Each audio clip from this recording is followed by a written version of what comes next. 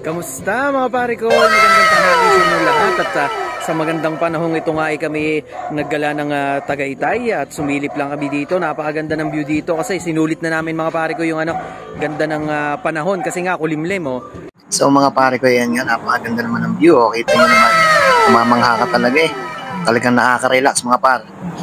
Siyempre naman, medyo sightseeing muna tayo. Tingnan muna natin talaga ang ganda ng paligid. Oh. Kita nyo, napakakulimlim, napakaganda ng panahon. Tapos mahangin-hangin din, palibasa kay Tagaytay. Oh, kita nyo naman ang taal. Oh, kita pabalik na nga muna tayo sa lamesa. Umorder kami ng mahal ko eh. Oh.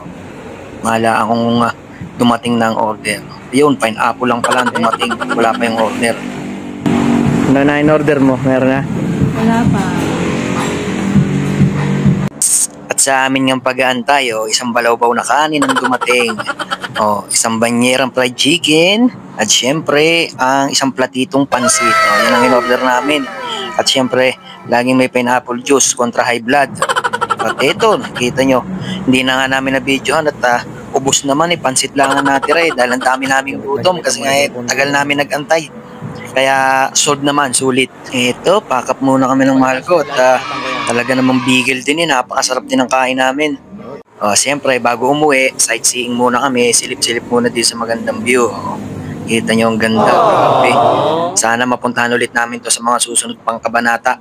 Bali, ito nga palang spot na to The View, yung tawag. Ganda rin naman talaga, kaya pala tinawag na The View Ganda rin naman talaga ng view Ayan, mahal ko, sightseeing lang Diyan na muna kayo mga par, God bless.